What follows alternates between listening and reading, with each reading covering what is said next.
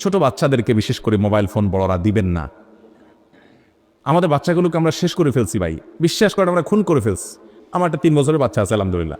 কই অনেক মা বাপ বলে মোবাইলে গেমস না দিলে, কার্টুন না দিলে পোলাপাইনে খায় না। কই আমাদের বাচ্চা তো ঠিকই খায়। পোলাপাইন না খাইলে না খাবে, তাও দেখাবেন না মোবাইল, কারণ মোবাইল দেখাইলে যে ক্ষতি হবে তার চাইতে না খাইলে ওর কম ক্ষতি হবে। ওর চোখ শেষ হবে, ওর মাথা শেষ হবে, ওর ইমান শেষ হবে, ওর চেতনা শেষ, সব দিক থেকে ধ্বংস হয়ে যাবে। পোলাপাইন এখন সব অটিস্টিক মার্কা, বেশিরভাগ প্রতিবন্ধী এবং ফার্মের মুরগির মতো দেখবেন এক একটা তুলতুলা হয়। এগুলো কোনো কাজের না। ওই মোবাইল দিয়ে এদেরকে শেষ করে ফেলছে, মোবাইল দিয়ে ধ্বংস করে ফেলছে। আপনি আপনার বাচ্চার হাতে মোবাইল তুলে দিচ্ছেন না, বিশ্বাস করুন আপনি আপনার বাচ্চার হাতে ছুরি দিয়ে দিচ্ছেন ও নিজেকে শেষ করার জন্য। এই জন্য নিয়ন্ত্রণ করবো তো ইনশাল্লাহ। এখন বাচ্চাদেরকে মোবাইল থেকে যদি দূরে সরাইতে হয়, আগে নিজেরা মোবাইলের অপব্যবহার থামাইতে হবে। আপনি সারাদিন ভূতের মতো মোবাইল টিপবেন আর বাচ্চাকে বলবেন আব্বু মোবাইল টিপতে হয় না, বই পড়ো, কাজ হবে না। কারণ পোলাপায়েন যখন দেখবে যে কিরে মা সারাদিন টিপে, আব্বা সারাদিন টিপে, আমি টিপতে বলে বলে না বই পড়ো, এ আমার আম্মা আব্বা এগুলো মনে হয় শত্রুতা করে আমাকে কোনো নেয়ামত থেকে বঞ্চিত রাখতে চাচ্ছে। এটা যদি নেয়ামতই না হতো তাহলে সারাদিন তারা টিপে কেন? বাচ্চারা দেখে শিখে বেশি, শুনে শিখে কম। তাদেরকে ওয়াজ করবেন কম, তাদের সামনে আমল করবেন বেশি। চেষ্টা করবো তো ইনশাআল্লাহ। আমারও আল্লাহ তাআলা ছোট বাচ্চা দিয়েছেন, বড় বাচ্চা দিয়েছেন। আমার 16-17 বছরের ছেলে আছে আলহামদুলিল্লাহ। আমার এই ছেলেকে আমি মোবাইল ফোন দেই নাই এখনো।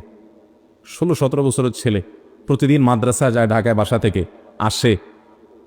ধরেন কেউ বলল যে ভাই একটা মোবাইল না দিয়ে যদি বিপদে পড়ে কি হবে, ফোন করবে কিভাবে?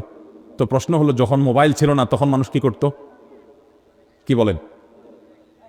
তাহলে বোঝা গেছে যে মোবাইল ছাড়াও মানুষ চাইলে চলতে পারে। ও যদি বিপদে পড়ে, আল্লাহ না করে কোথাও কল দিবে, আর যদি কল দেওয়ার মতো সুযোগ না থাকে তো বিপদ না হয় আসবেই। মোবাইল থাকলে যে বিপদ আসবে না এমন কোনো গ্যারান্টি আছে? তাহলে মোবাইল দিয়া ওর যে বিপদ হবে, মোবাইল না দেওয়ার কারণে যদি বিপদ হয় সেটা তার চাইতে শ্রেয়। আলহামদুলিল্লাহ সে পড়াশোনা করছে, সেও খুব খুশি। আমি তো ছেলেকে বলে দিয়েছি বাবা যখন তোমার মোবাইলকে চালানোর ক্ষমতা আসবে, মোবাইল তোমাকে চালাবে না। মোবাইলে তুমি ডাইরেক্ট হয়ে গেছো ডায়রিয়ার রোগীর মতো, সারাদিন দেখতেছো ঘাটতেছো, ডাইরেক্ট হয়ে গেছে, সারাদিন শুধু আতাও। এই রোগের রুগী হয়ে যাবো তুমি এই বয়সে মোবাইল নিলে। যখন তুমি মোবাইলকে নিয়ন্ত্রণ করতে শিখবা, প্রয়োজনে কথা বলবা, তখন তোমাকে মোবাইল ফোন কিনে দেওয়ানো সব আমি কিনে দিব, সব ব্যবস্থা আমি করে দিব। তুমি এখন পড়াশোনা করো আর আমার প্রতি আস্থা রাখো। আমি একজন বড় লোকের বাসায় একবার গেছি, বাসায় না অফিসে গেছি, বাংলাদেশের প্রথম সারির, মানে 1, 2, 3, 4, 5-এর ভিতরে একজন ধনী হলে এরকম একজন ধনী হবে। নাম বললাম না, নাম বললে সবাই চিনবেন। তো তার অফিসে গেছি একটা মিটিংয়ে। প্রসঙ্গত আমার সম্পর্কে এক ভাই পরিচয় করা দিয়েছেন যে হুজুরকে চিনেন কিনা। তুমি বললো না আমি চিনি না। তখন অবাক হয়ে গেছে ভাইটা, কি ওনাকে চিনেন না কেমনে সম্ভব? আপনি এত বড় লোক মানুষ, নিশ্চয়ই সারাদিন আপনি নেট ঘাঁটাঘাঁটি করেন, এই হুজুরে চিনেন না কেমনে হলো? তখন উনি বললো ভাই সরি, আমার মোবাইলে ইউটিউব অ্যাপটাই নাই, ফেসবুক ইউটিউব এই অ্যাপগুলো আমার মোবাইলে নেই, এবং এগুলো আমি কখন আমার কোনো ফেসবুক আইডিও নেই। তখন আমি চিন্তা করলাম এই লোক শত শত কোটি টাকার, হাজার হাজার কোটি টাকার মালিক হয়েছে, দেশের সেরা শীর্ষস্থানীয় ব্যবসায়ী যে হয়েছে, এর অন্যতম একটা কারণ হলো এটা যে ফালতু কাজ করার সময় তার নাই। এই সারাদিন ফেসবুক ইউটিউব টিপাটাপি করা যুবক পোলাপাইন দেখবেন এদের জীবনে কিচ্ছু করতে পারে না। এর রাস্তা রাস্তা ধ্বংস হয়ে যায়, মোবাইল শেষ করে ফেলে, ওর টেরও পাচ্ছে না, ওর পুরো জীবনটাকে শেষ করে ফেলছে। ঠিক না ভাই? ঠিক। একটা সময় আসবে আপনি মোবাইল ব্যবহার করবেন, নিয়ন্ত্রিত ব্যবহার। আমাদের আরও এক ভাই আছেন, আমি নাম বলবো না, যুবকরা, লক্ষ লক্ষ যুবকরা তাকে পছন্দ করে, ভালোবাসে। ইসলামের পথে তিনি এসেছেন, একসময় তিনি মুসলমান ছিলেন না। সে ভাই, ওনার ফেসবুক আইডিই নেই, কোনো আইডি নেই, আইডি আছে সরি, মানে ফেসবুক অ্যাপই নেই ওনার মোবাইলে, এবং আইডি বেশিরভাগ ডিঅ্যাক্টিভ করা থাকে, কোনো অ্যাক্টিভিটিস নেই। তো আমি একবার জিজ্ঞেস করলাম ভাই তো তথ্য কী করেন? বলে ভাই তথ্য জানার জন্য ফেসবুক টিপা লাগে, এর চেয়ে বোগাস কথা আরেকটা নেই।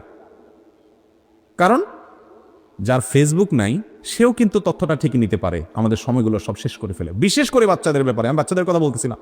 এই মোবাইল ফোনের ভার ব্যবহার করা দুনিয়াতে অনেক সহজ হতে পারে, এর ভার বহন করা দুনিয়াতে অনেক সহজ হতে পারে, আখেরাতে এর দায়ভার বহন করা অনেক কঠিন হতে পারে।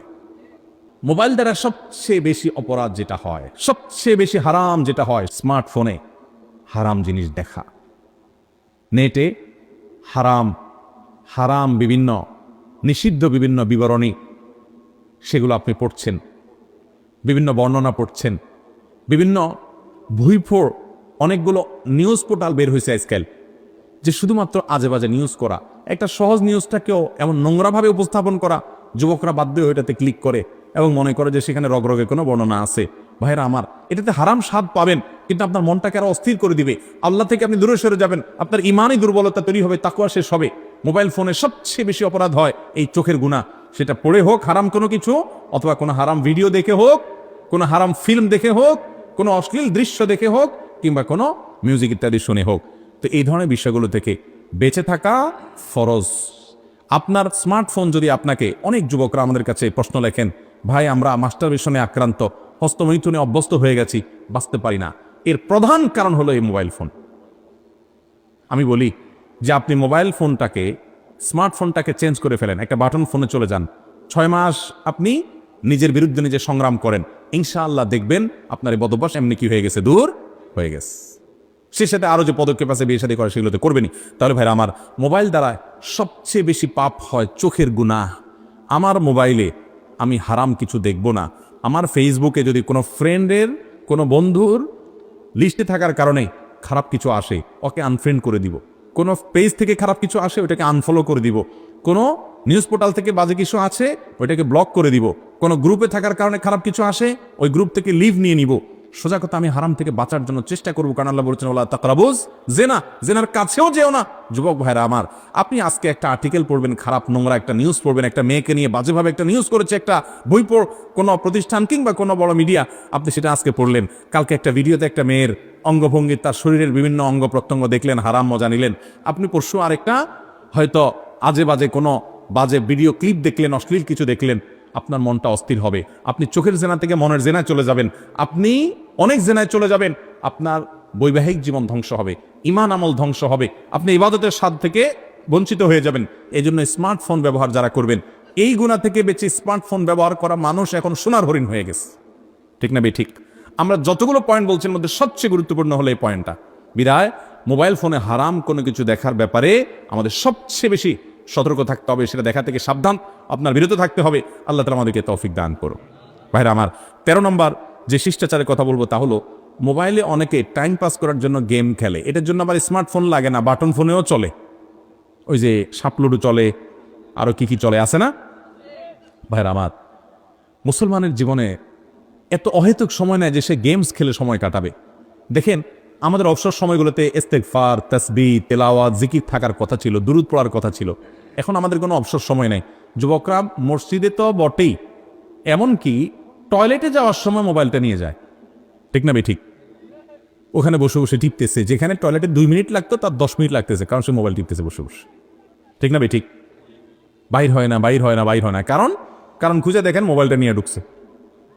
ভাইরা আমার, এই মোবাইল ফোন, এটাকে অনিয়ন্ত্রিত ব্যবহার করার কারণে এটা আমাদেরকে ব্যবহার করছে। অনেক যুবক দিনে অ্যাভারেজে 4-5 ঘন্টা মোবাইলের মধ্যে ডুব দিয়ে থাকে, স্ক্রল করছে করছে করছে। আমি সবসময় বলি, এই আঙ্গুলের আগাটা, এটা যদি ভালো করে কোনো আপনার সূক্ষ্ম যন্ত্র দিয়ে দেখা যাইতো, তাহলে দেখা যেত আমাদের যুবকদের আঙ্গুলের এই আগাটা ক্ষয় হয়ে গেছে, কারণ এত বেশি মোবাইলের গ্লাসের উপরে এটা ঘষছে যে মনে হয় আগাটা অনেকটা ক্ষয় হয়ে গেছে। এই যে স্ক্রল করছেন, কি খুঁজতেছেন আপনি নিজেও জানেন না কি খুঁজতেছেন, অযথা। ভাইরা আমার, আল্লাহ তাআলা আমাদের এই যৌবন সম্পর্কে, সময় সম্পর্কে জিজ্ঞাসাবাদ করবেন। এগুলো বিশ্বাস করেন, আপনার দুনিয়ারও কোনো কাজে আসবে না, দুনিয়ার কোনো কাজে আসবে না, আখিরাতের কোনো কাজে তো আসবেই না। আপনি বলবেন আমি ইনফরমেশন জানতে চাই, আমি তথ্য সম্পর্কে সচেতন হতে চাই, যেই তথ্য আপনার জানা জরুরি ওইটা আপনি স্ক্রল না করলেও জানবেন, আপনাকে কেউ না কেউ বলবে। অতএব তার জন্য মূল্যবান সময় নষ্ট করা যাবে